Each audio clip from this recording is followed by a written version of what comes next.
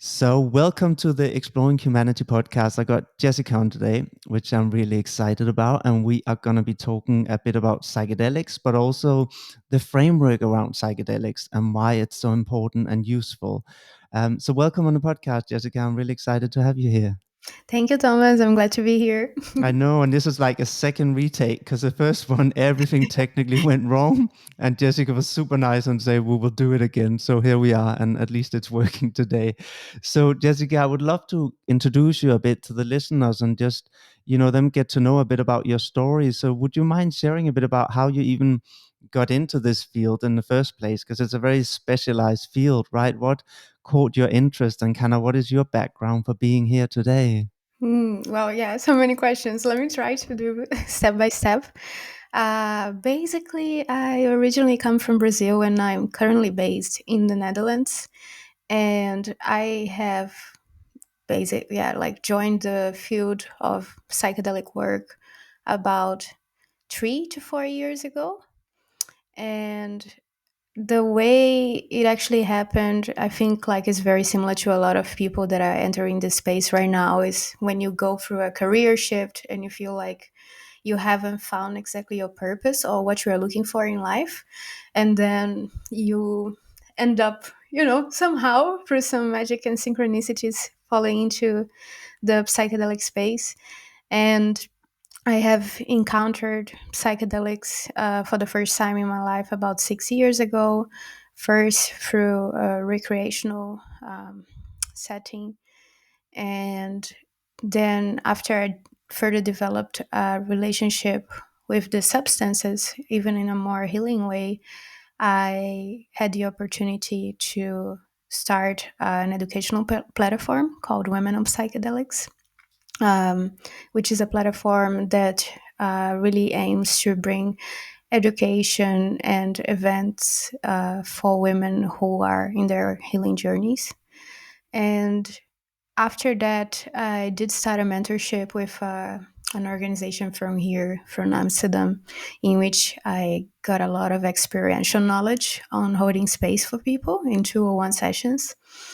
And, from that, it just further developed. I do feel like when you are walking the talk or in the right path in life, there will be a lot of people that will come your way and opportunities that will, just show up for you. So during these past 3 years, I had the chance to get three different trainings. One with psychedelics today, their vital training, psychedelic therapy and integration, one trauma informed plant medicine facilitation training with Atiratan, which was excellent as well, and the compassionate inquiry with Kiyomi retreats and Dr. Gabor Mate. So since then, I feel like my whole world has expanded in so many ways, feeling like I have more of the theoretical knowledge and also the connections, and yes, just in general, like really blossoming in this area that is very new for a lot of people, but also there's a lot of people that have been doing work for a really long time in this space. So yeah, I'm gonna pause there because yeah, it's a lot in it, and we can just dive in on whatever you feel like it's Oh, calling I'm so curious about the Geber Mate training, but I'll keep that question to afterwards because the you. listeners might not want to hear that as much as I do. Because I was looking at doing that training as well. But I think what I'm really curious about, you said that you had recreational, and then there was a point where you saw the healing potential. I'm curious, what's there some kind of personal experience that made you gravitate more towards that? Because I know for me, it was Hmm. very personal. Like you, I've done lots of training. I read all the books. I understand the science now behind psychedelics and why it can be beneficial in certain settings and the right environment. But I think it was really having a felt experience of it myself and what it did for my body, and it changed a lot of my even psychosomatic symptoms that I had, Hmm. for many, Yeah. many years that I suffered from. And I even remember one experience where I remember I was lying down in nature and it was again being held by a therapist who was sitting there with me. And I felt this warmth in my gut where I always had so much tension and felt real discomfort, and I was getting a lot of chronic headaches. And I was just in nature and I felt this warmth. It's hard to explain because it's a sensation, just this enormous warmth just coming. And it was incredible because after that, all this discomfort and tension that I literally had for 10 plus years dissipated. And I had a headache when I went into the experience. And I remember I literally asked my body, if you make me feel this pain, because you're creating the chemicals, you have the Mhm. receptors that makes pain possible. Surely you can also stop it. And the body was like, yeah, of course I can. You don't have to stop. I said, can you do that now? And literally the migraine just went away. And that has then lasted afterwards, where it's much much rarer now. So I think that really taught me that when we have this embodied experience of almost attuning with our nervous system in a way we can't do in normal consciousness, right, because we don't have Mhm. access to it, then something fundamentally can change. And that just made me so fascinated that I had to learn and study. But I'm curious, what maybe you had an experience that kind of was your catalyst for that. Yes, yes. I feel like it was more of a sequence of different experiences, and from there, I will even pick up more on the recreational use of these substances because this is still a big part of my life, and I do see that a lot of healing also happens through, recreational um, exploration, and I found that for me. Initially, my contact with psychedelics was really helpful on my own self-expression, creativity, or feeling more empowered of on you know showing different sides of me and how I would like interact with people in a social context or interact with people in a music festival and how I could express myself through dance or through singing and Mm. things like that. So this was a big part of. I find like that was definitely one of the catalyst type of experiences that psychedelics have gave to me. But even more than that, once I started to do journeys that were more focused with going inwards, that's when like this whole like box of things really open up for me. I could do a lot of understanding or like really like going back to a lot of things that had happened in the past in my life, throughout my history, my childhood history, family dynamics, and all of that, and actually have a different perspective on many of those things. So that deeply affected the way I view myself or I view myself in the world, and my yeah even like my relationship with others. So that was also a very big thing that created a whole other sequence of events in my life in which I started to relating to this work in another deeper level. Mm. So it's really hard to point out one catalyst experience, but more a combination of those. But I think like one really important thing that I can say in there, it's no matter like what kind of use we are talking about, if it is in a therapeutical context or in a ceremonial context or even a recreational context, I think when you place intention and attention um, to being with, the substance you are working with, or um, I find that intention is actually very much what directs the experience you will have and what you're going to get out of it. Yes. Yeah. I think that's such a wonderful and important point, and I found the same. And I think for me, that's why preparation is so important. Because if you just show up at random, then it can also be very random. I found if you really work on intention beforehand, that's much more likely what will be present during the Mhm. experience too, and therefore will potentially be more beneficial, right? But Yeah. it's also interesting because I guess now there's all the research happening again that has started up, and we're in stage 3 trials that might become legalized in more countries, but it's still very much based on the medical model, right? The Western model, this idea that it's a therapeutic thing. And I would even say, even the idea of therapy is very much a sign of a fragmented society. There's nothing wrong with going to therapy at all, by the way, but the fact that Mhm. we even need therapists is based on the fact that we have individualized societies, right? And we no Oh yeah. longer do have community around us to support us anymore. What would naturally organically happen where we had that support already, right? So we wouldn't struggle in the same way we do.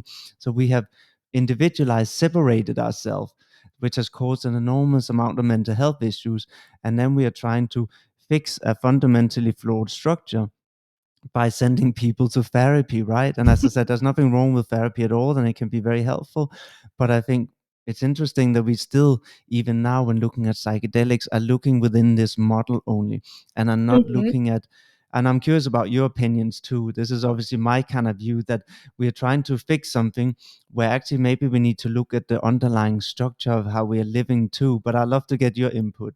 No, yeah, I 100% agree with you. I think like if we have a more holistic and broader view of, not only what's going on inside, but our environment and what's around us.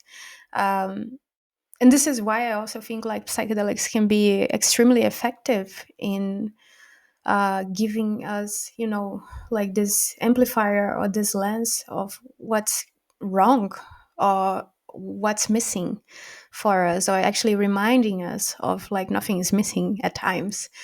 But really having this whole, like this more holistic view on most of our issues nowadays, they come from one sort of disconnection, whether it is disconnection from the self, disconnection from each other, or disconnection from nature and earth. This is one thing that I fully believe on. And the when we pick therapy, exactly the example you gave is like really trying to address that from one narrow side of it. But if you look into communities, well, proper societies that are built more around community, we don't see the same level of mental health concerns appearing in their population. And that's where I think like you raise a very good point. It's actually showing us what is one of the problems in the foundation of the society that we have right now, of being very segmented, very individualized, very isolated. And I feel like even more with everything that happened in the past years, when it comes to the pandemic or to technology advances, or even other sorts of political polarizations, we tend to become even more isolated from each other. So I think I will make a pause there because this can go on such a huge, this can become like a whole podcast on itself. Yes, but you know what? I don't even mind if it does, because I think it's so important to have this conversation, right? And it's not just about psychedelics, people. And I think even in the Western model, we are again going in that direction. Ketamine has been legalized, and now some places in the US, people go in to a stranger they don't know, take ketamine, and then go home alone, and they're missing the whole point. They're Hmm. literally missing the whole point of why this could be beneficial and how these substances could be beneficial. It's again Hmm. back to this: we give people a pill and then we think they get better without looking at the underlying structure that either support an organism to flourish or make it slowly deteriorate, right? So Yeah. we can give them anything, but if we send them back to a dysfunctional environment, the organism, a human in this case, is still going to deteriorate again, right? Hmm. So I think We need to start looking much more about what do we have around. And even idea of therapy, it's an individual who go talk to a therapist alone. We don't involve their partner, their family, their friends, which is absurd, right? in Hmm. in a supportive environment where we flourish, all these people would be involved if one person is struggling, right? And that Yeah. means they'll not just get support 1 hour a week or every 2 weeks when they go to their therapy session, and all the rest of the time they're back in the normal dysfunctional setting. They would then have support pretty much all the time. And of Hmm. course, that would facilitate a change in a totally different way, right? So actually, even though it wasn't where we necessarily would talk, I'd love to, hear more what you think about how we can change this, because even the current model on psychedelics is very much about this. You're going to get it prescribed by a doctor, then you might have a therapist who help you facilitate it, and then you go back to the same old environment. So I'd love to hear your input on this. Yeah, yeah. I think like the current, yeah, psychotherapeutic model that they are trying to pass through, like, does not really, yeah, address, if you want to have longer term results on improving the well-being and lives of people, it's much more interesting to look at actually what people have been doing in this space for a really long time with underground group work, or the work that they do, like most people do in retreats right now. um, there is a reason why we do these things in groups, right?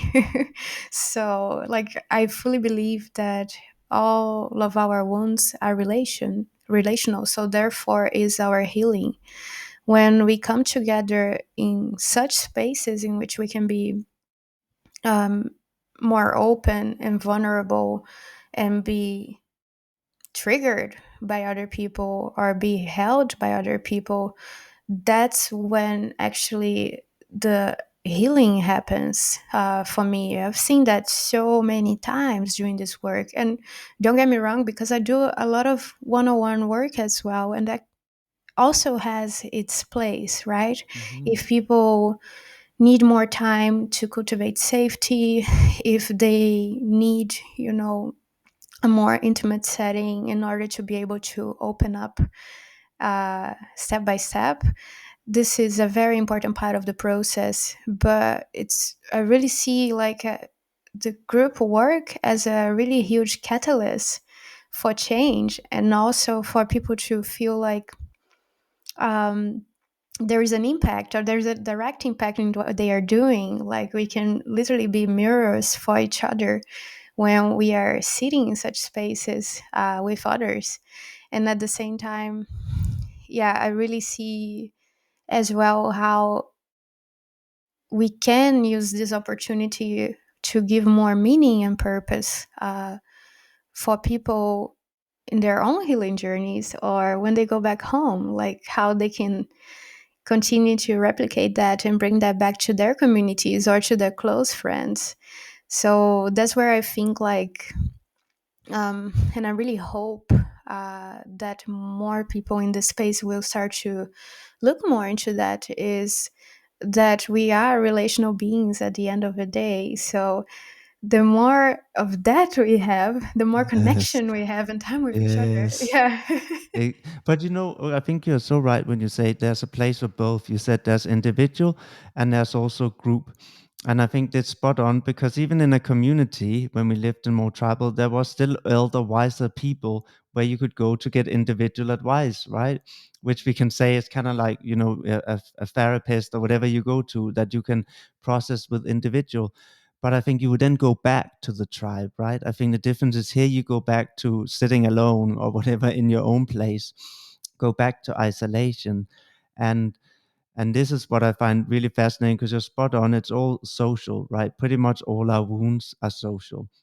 The one that lasts long, right? Any kind of complex trauma is created by social, a breach of trust with other people. So of course we need to involve other people again in re-establishing that and creating, because it's not enough to understand. We need a felt sense, right, of safety. And you can only Yes. do that by having an experience and not just talking about it. And I think one thing that my one of my journeys taught me with psilocybin was very much this sense of community and connectedness. And it did change all my priorities afterwards of how I choose to live my life, which eventually have now changed my life. And just as an example, I used to be control freak, and with my businesses I wanted to do everything myself, and it was actually very disconnected, and I didn't feel very good actually, even though I had financial success. um, and also wasted an enormous amount of time trying to do everything myself. Now I do the opposite. I do in collaboration, and I Mhm. accepted a trust in others, which feels so much better and actually is creating much more wonderful things than I could ever do on my own, because Mhm. other people have so much, but I had to go through my own fear of Yeah. that connection, right? And that really helped me do that. And it's fascinating how that changed every choice I then did afterwards, right? And how that has started creating and cultivating community in itself, to Mhm. do that, to seek out collaboration, right? Yeah. um, so yeah, I'm just wondering, and of course this is something you and me are working on at the moment. So maybe it's interesting to have a discussion. How can we help facilitate, because you mentioned retreats, and yes, there are retreats, but I still feel, from my own experience and other people I know, you often go on a retreat and then you come home and you're still alone, you're still back in your old environment. So it's hard to sustain the improvement that maybe you had for doing the retreat and right after, right? Mhm. So I guess, yeah, it's an interesting idea again, that there's not this treatment model, but how can we create ongoing sense of, and also what is community, right? Because I think we even lost that idea, so maybe we can talk a bit about that if you want. Yes, we can do that. Yeah, I can even start back. What is community for you? Yes, that is a great question. So I think for me, community consists of a group of people that are together and have a shared sense of value, which is very Mhm. important. I don't think there can be coexistence without some kind of shared sense of value. And then there's also shared goals that we work on together. And I know we talked about this before. I think that's often much lacking. Even in co living, we might Yeah. live in the same house, but if we all live complete separate lives and go to our jobs and do our separate things, we're not working on anything together. And in all communities, before we come into industrialization and we became so separate, we all worked on common goals, which was that we had to survive. So we had to hunt together, we had to get warmth together, we had to build shelter together. We literally needed each other. And actually, in needing each other, now we're often trying to, I don't need anybody, right? You hear this all the time. I don't need it. Mhm. But actually, we flourish when we do need others and can come together and share values, when we can all find our strengths and feel we have a role. So we feel we're doing something meaningful. So I think Mhm. that's what Yeah. it means to me. But now Yeah. I'm No, gonna throw it back to you.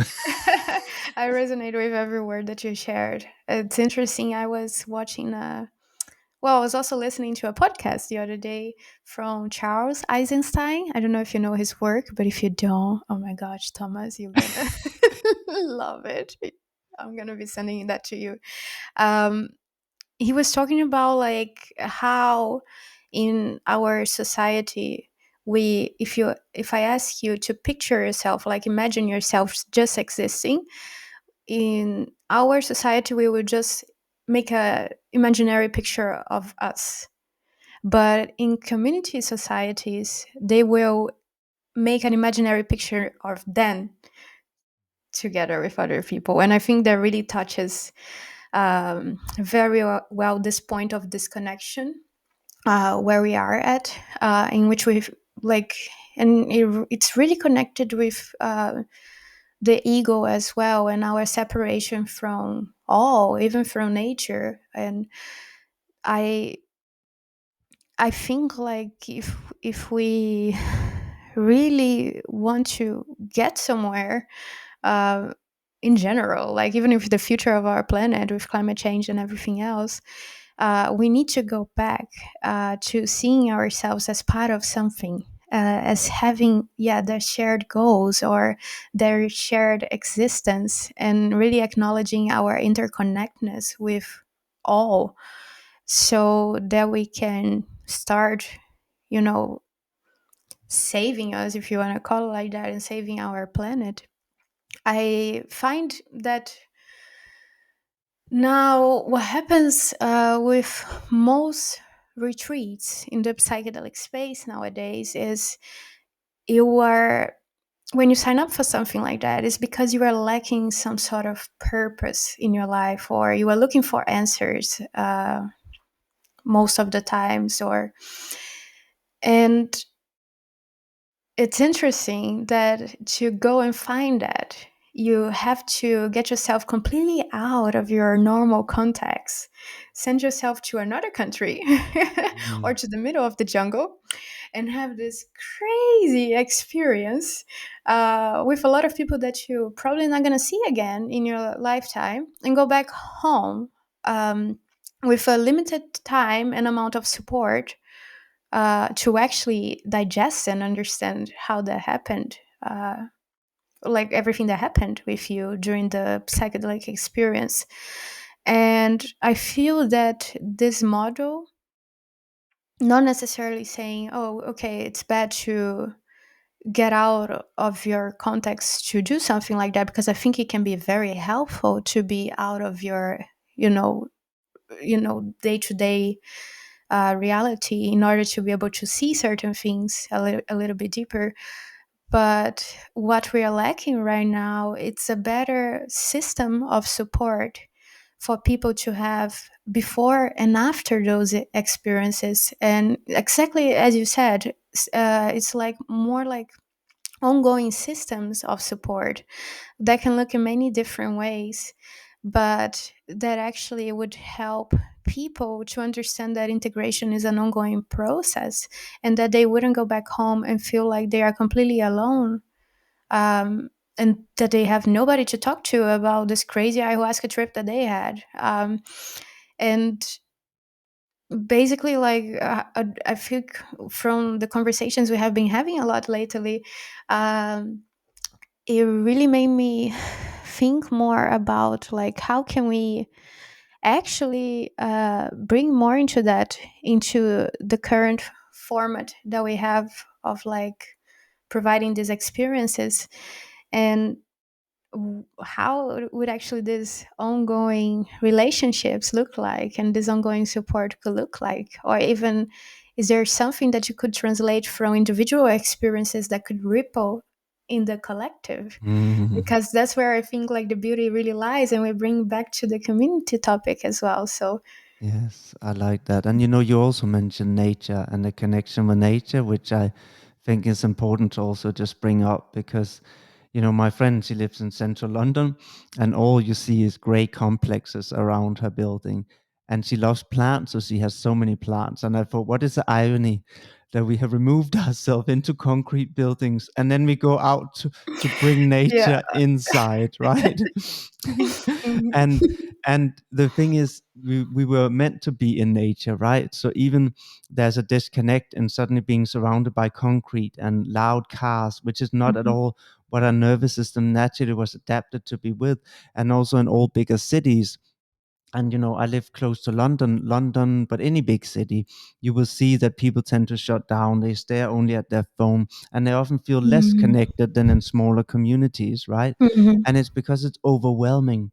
We were not built to have to relate to 9 million people, right? So therefore the nervous system just shut down. So what I think we need, and this is part of what I want to talk about, the whole integration that you kind of started up this conversation, which maybe shouldn't even be called integration. It should just be creating functional environments. But, Mhm. we are meant to be in smaller groups where we actually can know people and where we feel safe. And I Yeah. think from that place, we are able to connect, right? So I guess, yes, the question is, how can we create something where people maybe go to have an experience, a psychedelic experience that bring them back in contact with self, with nature, with others in a way that they have become very disconnected from, no fault of their own. And how can we then create these smaller parts or groups of shared community support and goals that we were talking about? Mhm. So yeah, I love to hear from you, and of course I have my input. We are working on doing some of this together, so this is why it's a very relevant and current discussion, right? Because I know we're both passionate about changing this, that it's not just going to take a substance, but it's how do we create the structure for people to come back and actually continue what will nurture their whole organism. Yeah, yeah. I think like you're touching very important points in there, like the power that smaller groups have. It's a big one of working with smaller groups in a more um, in-depth way. I think one of the things that retreats do already do is that, but also like bringing people more into nature. Um, just inviting people to slow down a little bit more and be present without distractions, right? These things, like, they are very simple things, but yeah, we tend to lose them in our day-to-day business. And this have been one of the main aspects that have been equally as healing and impactful on people who have had the psychedelic experiences under those settings.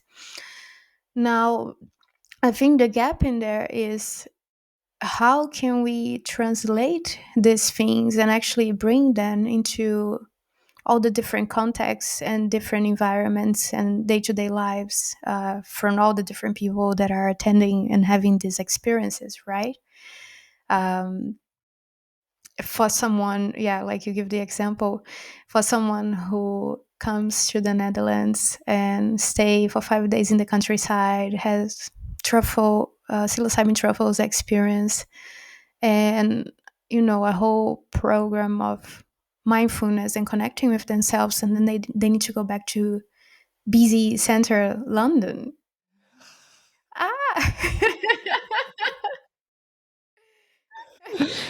But like, how then can we find tools and resources to support the person that is in that context, because they cannot be removed from their reality. Not everybody has the chance of like, okay, now I need to completely change my life and go live in a off-grid community in the countryside, but how can we actually do that, yeah, in the within the realities that people are living in? And that's where I think the challenge is.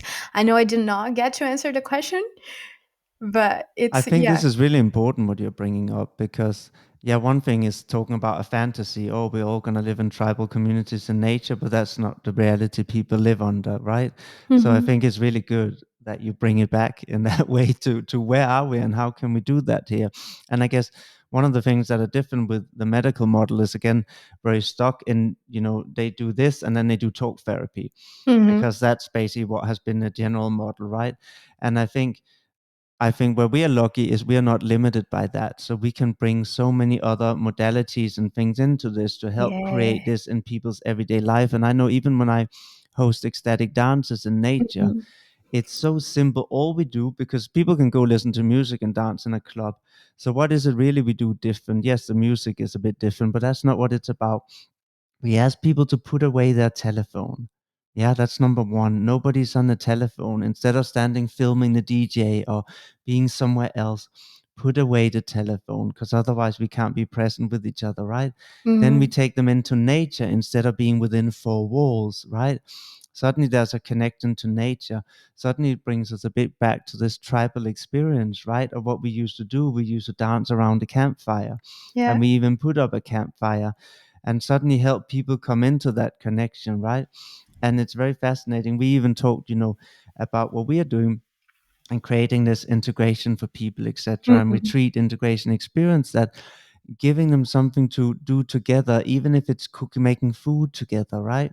Yeah. Something very simple, and through that a diversity of activities, then Mhm. make them realize we are accomplishing something together. We are all needed here. Somebody might be setting up the fire, somebody else is chopping the Mhm. fish, and they all feel useful and they're all helping to accomplish something. And in that, if there's continuity, you build trust, you build support network, right? So this Yeah. is just one example. I think that maybe we can start doing it, but definitely want to hear your input as well.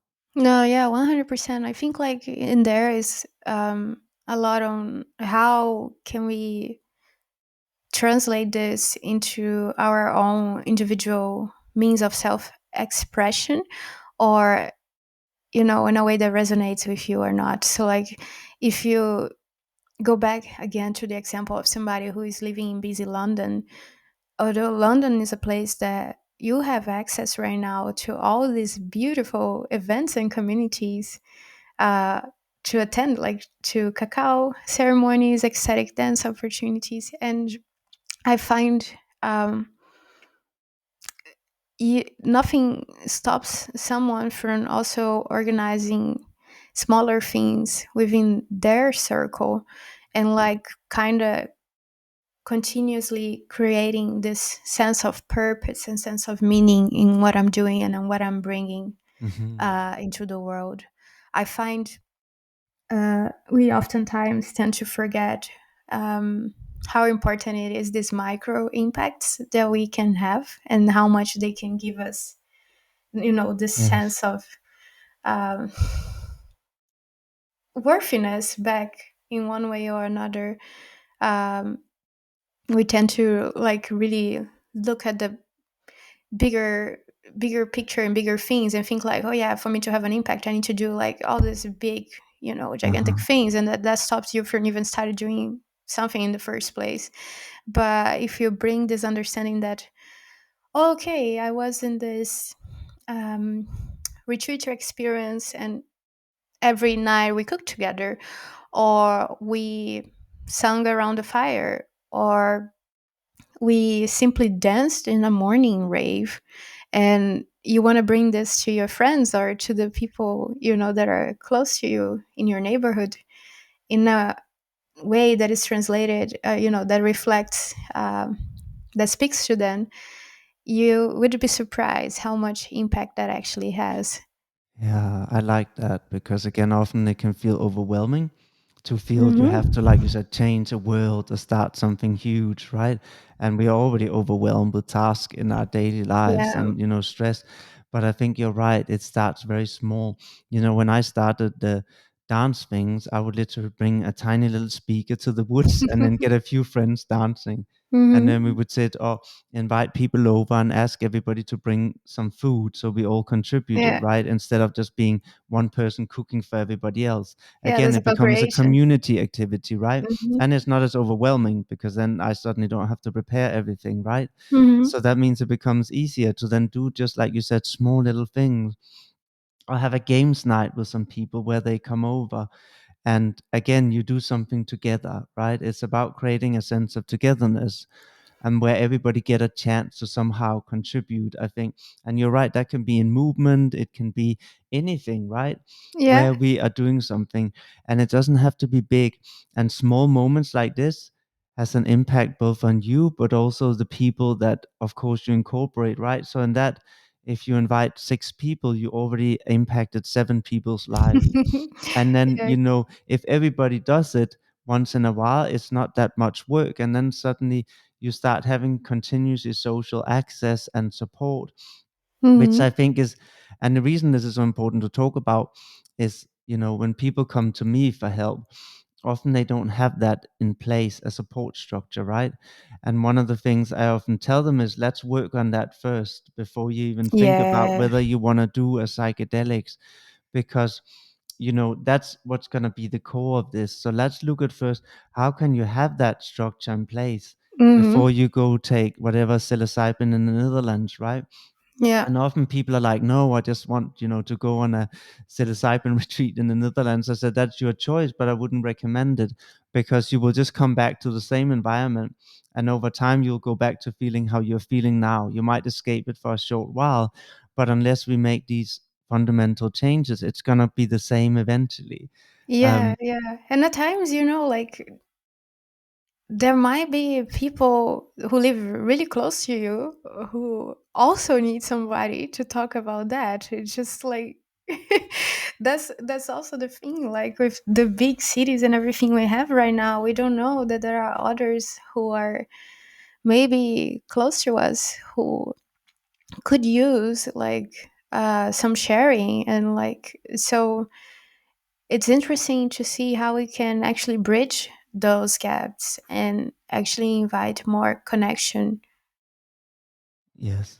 And I think, even when we, like you said, in a big city, when you walk around today, wherever you go and look around, and maybe people are looking at their phones our way, these are all human beings that crave connection. And it might be difficult for different reasons. Maybe they have trauma, maybe they're overwhelmed.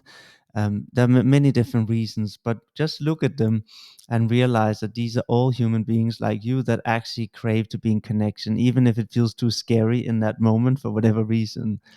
And I think you're right, and especially as this become more and more prominent, which it is, I think psychedelics is being talked about more and more. There's a lot of people that have these experiences, but then go back and have nobody to talk about. So you're right. There's probably a lot more people than you realize that are out there that would love to be able to share, right?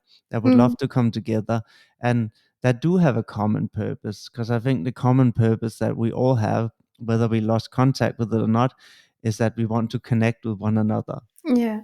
You know, that is For part of sure. the core why we're here. Mhm. Um, so yeah, I'm curious about how you see the future now of what might be happening. You know, you and me are obviously doing some collaboration, but also the future as a whole field, where it might be moving. We are still obviously very stuck in Mm, this medical model in the West, but like you said, yeah. there's a lot of people doing other things. So where do you kind of see it moving? Hmm. Oof, that's a tricky question, right? Because I can, I can have two viewpoints in there where I see it moving, I think, and I don't like it, or I can choose to look into my other viewpoint of like, this is where I hope it's moving. Let's have both. Can we have both? Yes. Um, so I found myself this year quite concerned um, when it came to like looking at organizations that are more or less like on top of this space and looking um, at their structure, uh, just basically the way they present themselves in this space, and actually realizing like there is still a very capitalistic mindset of like scaling as fast as possible, making as much profit as we can, and let's forget all of our human values from the people that work with us and for us, which is really concerning to me. And at times I feel like, even though I would like to think this is a space that people are more aware and more conscious, I do see a lot of these mistakes being replicated. Um, Also, when it comes to, which is a whole other podcast topic, by the way, like, um, ethics and in facilitation work, or you know, safety and all of that. Um, so when I look from that lens, I tend to become a little bit negative, bit more coming from the fear of, are we as a society going to continue to replicate the same mistakes in this space, and that can have a consequence of suddenly all the advances that we have been doing scientifically with the substances be pushed back again, or in another way, the medical model be the only model that is recognized, which I find is quite worrying as well, because I think there are many ways of doing this work that can be um, more um, suitable even for people than the medical Western framework. But if I want to look at the bright side, or like what I actually hope for this field is, and I've been seeing this flourishing more and more in this 2023, is people really looking more into the importance of community, looking more into how can we do how can we work more together, the collaborations that you touched upon. I think that's really a way forward in the space. Like, how can we co-create, a psychedelic space that we like, envision for ourselves? How can we do that together, and how can we build that together? And my hopes are that we actually get to change all of these things that we spoke about during this episode of people feeling disconnected and isolated, but bring more inclusion and bring more this sense of, belonging and sense of purpose, of being part of something bigger, of being part of something that can actually have a very positive impact in the world if we treat it with, intention and attention. Yeah, thank you so much for sharing that, Jessica. And I, similar like you, have two different perspectives, and I think they can equally be true. There's one which is, I guess, more pessimistic, which is Mhm. looking at how we are trying to again medicalize it, meaning they will be manufactured by pharmaceuticals and only their pills. So again, you won't be able to actually eat a real mushroom that grows naturally in Mhm. nature, right? And we still don't know the full chemical composition, even though we know psilocybin is the main active. There's in a real mushroom, we know there's other parts in it as well, right? So there's a bit of a disconnect again, both from nature, but also from the natural source. And, as a businessman who has started different businesses before, I looked at a financial model for scaling psychedelics, and there isn't one that is both ethical and Mhm. financially profitable. There isn't one. I really tried. There isn't one. Because as we talk about what is required for this to work, is social capital, meaning human time and Yeah. attention, and that is expensive. You cannot make this work ethically or even practically, because the benefits long term won't be there, by getting somebody in and just giving them a pill, right? Which is very much what it's all based on, this idea that we can scale it. Somebody come, we Mhm. give them a pill, we can mass manufacture, and there's profit, right?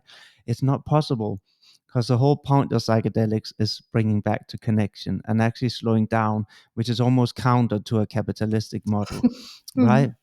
So therefore, I think what I am, though, legally, like I said, I'm a bit pessimistic, because I think what's going to be legalized is a normal model. Pharmaceuticals, mass manufacturing, there's people coming in, being prescribed a pill by some doctor who has no real proper training and understanding in this.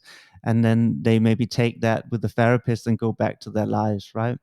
Um, that I'm not that optimistic, but I am optimistic about all the people that I see working on creating something else, and that are trying to create community, that are trying to create different ways of integrating and different support systems. And I think that will happen independent on the medical model. I wish that it could very much be legalized, so it didn't have to be something people go around and do underground, etc., right? But that Yeah. we could recognize it, because I think that would make it safer. Just like we Yeah. saw when they decriminalized drugs in Portugal, everybody thought that meant that it would become such a big issue. No, it actually make it more accessible to get clean syringes, to get treatment and support, right? Mhm. And I think we would see the same here, that the innovation would happen much faster and probably produce much better results if we opened it up. So that's what I'm hoping for. but Yeah. but Jessica, I love to, because people might have listened to this and want to know more about you. And of Mhm. course, when you and me have our project up running, we will announce that as well. But now, if people want to see your work, and you obviously run these women's group, which might be really interesting to the female listeners, could you Yeah. tell them a bit more? How can they find out about your work? Where would they go? Yes. So if people want to find out more about my work, also one-on-one work or small group work, they can check out my website, which is jessicalagarde.com. Or if they want to learn more about our work with women on psychedelics and our method and like how we are trying to bring on all this idea of connection and community and psychedelic education to women from all over the world, they can go to womenonpsychedelics.org. Amazing. And we'll put the link in the descriptions as well, so people can go check that out. And Jessica's amazing, so I would definitely recommend checking her out. So, yeah, it's been such a joy having you on the podcast. And while I could Yeah. continue and continue, I also know people's ears need a rest. Um, but yeah, it's just been really lovely. And I really love the whole focus about creating more community. And I look forward to obviously launching with you some of these projects where we can help Yes. create that for people. Yes. Thank you so much, Thomas. I don't think this will be the last one.